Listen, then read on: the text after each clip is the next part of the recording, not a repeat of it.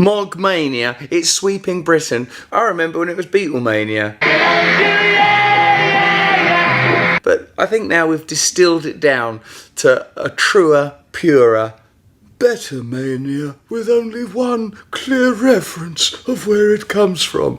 It stands for living within your means. If Thatcher was a man, a thinner man, a man whose head sort of oddly like a jelly bean, would it be this double-barrelled man? Let's have a look at him. Do you think this shambles in which we find ourselves is in any way a respectable condition? What do you think other countries are thinking? What's going on here? I think you are classically overstating what has in fact happened. The Prime Minister goes into an election looking for a major mandate for the biggest constitutional change in recent history. And you call it a shambles. You say that it's a butcher's slaughterhouse. This seems to be an extraordinary you use thing. That phrase, not me. No, that's what a shambles means, which I'm surprised you don't know.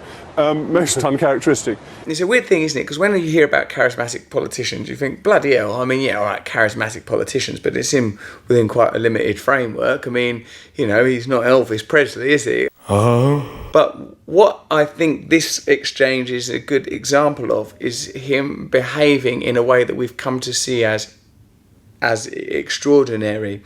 Firstly, he's being playful and he's playing a game with Jon Snow. Oh, Jon Snow's used the word shambles. I happen to know the literal meaning of the word shambles. You're in trouble, my man. Margaret Thatcher was not like as educated as Jacob Rees-Mogg, but she certainly had that tone of stability, that sort of grinding, pythonic kind of stability of someone that's sort of enclosing you in their intellect. I'm sorry, what did you say? In a landscape of banal politicians, a politician who can do a joke about the word shambles and revealing his knowledge of the epistemology of that word seems sort of enjoyable. Jon Snow's no slouch in an interview situation, and he's sort of like stitching him up. Now, like in this interview, he's on a Good Morning TV show with Piers Morgan, who's also sort of a headstrong opponent in an interview situation. And in here, I think we see a different side of Jacob Rees-Mogg. He's sort of a kind of resolution. When you think we're used to politicians like David Cameron and even Tony Blair, figures that seem somewhat amorphous. Blair was explicitly quite a religious guy. David Cameron, you know, I think he did the inverted commas type religion that's required of politicians in this country for a while.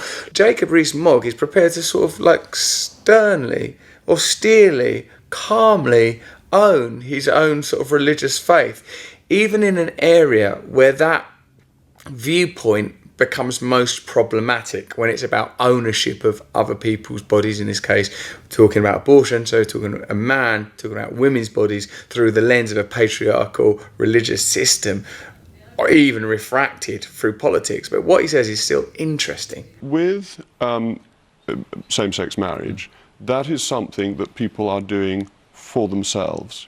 With abortion, it is something that is done to the unborn child. Are you completely opposed to abortion in all circumstances?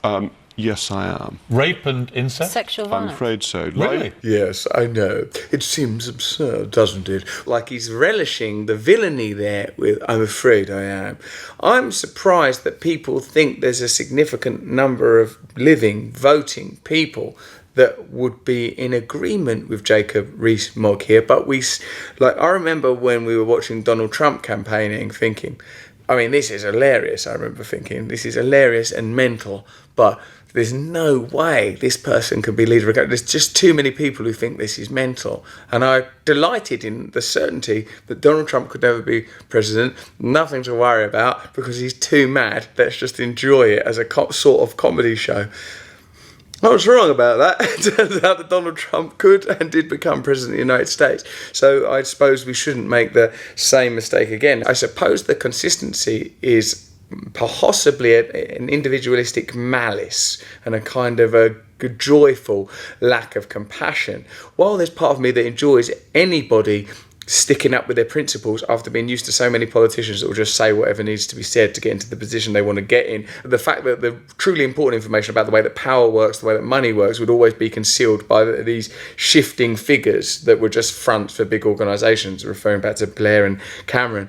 Like, it's sort of like, you know, I think, wow, this guy at least owns who he is and owns what he believes in, even when you must know that's an abhorrent thing to say. And this is where he gets proper weird, is when he does the positive spin on food banks. And now I start to think this is almost pantomime. Like someone's like, oh, I think it's okay to kick a child. On food banks predate the Conservative government.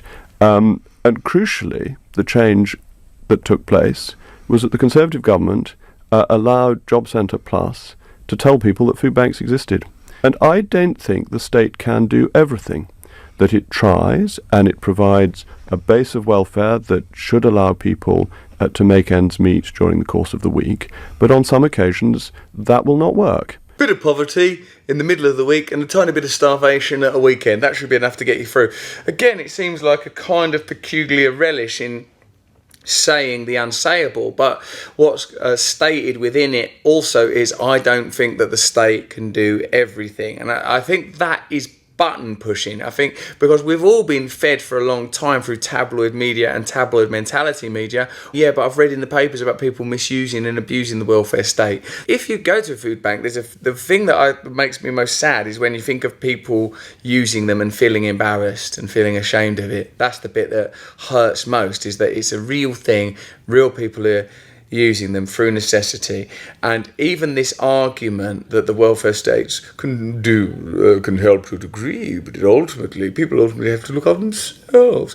What is being denied and not stated, and that undermines Jacob Rees-Mogg's argument in an empirical and obvious way, is that working people are using food banks and they're not being paid enough, not earning enough to feed themselves. And the reason that's happening is because of a continuing trend of disempowering ordinary people.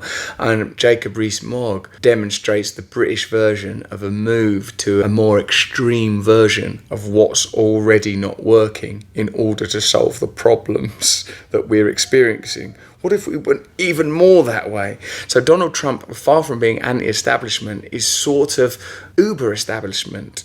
I suppose what's curious about this is in our current landscape, figures like this are not comedic and risible. They have a certain political potential that could be realised. So what I think of Jacob Rees-Mogg is that this is as a piece of entertainment. If I found out that he was a character, like he was a comic creation, I'd go, oh, he's brilliant, he's really good. But he's not a comedy creation, he's a political fiction. He's real in that he exists, but he is drawn from Margaret Thatcher. He's drawn from our own negativity. He's drawn from a willful misinterpretation of spiritual scriptures, which, you know, like as someone said, this brilliant thing, which I'm sure you've all seen, from Ian Rowan from Sunderland, saying you can't just pick and choose which bits of Christianity. I like the bits of Christianity where Jesus is a right bastard. The sort of cultural inflections of an old ideology shouldn't be used to persecute modern people. As this guy points out, Christianity is mostly about being nice, being kind, sharing. I don't think Jesus will go, I think it's good that people know there are food bags. I think it's good that people are aware of their leprosy. I'm not going to heal them. It'd be nice to get them to do a little dance. It's like a sort of patronising villain version of Christianity. So whilst I enjoy the spectacle of Rees-Mogg, I don't think I would enjoy the reality, because I enjoyed the spectacle of Donald Trump, and the reality of Donald Trump is evidently quite troubling for most people in the world. So I suppose what this reveals to me is this system keeps manufacturing really odd characters to sustain itself, and only systemic change can break this trend. Thank you. That's my opinion. It's true news. Subscribe here if you choose. Thank you.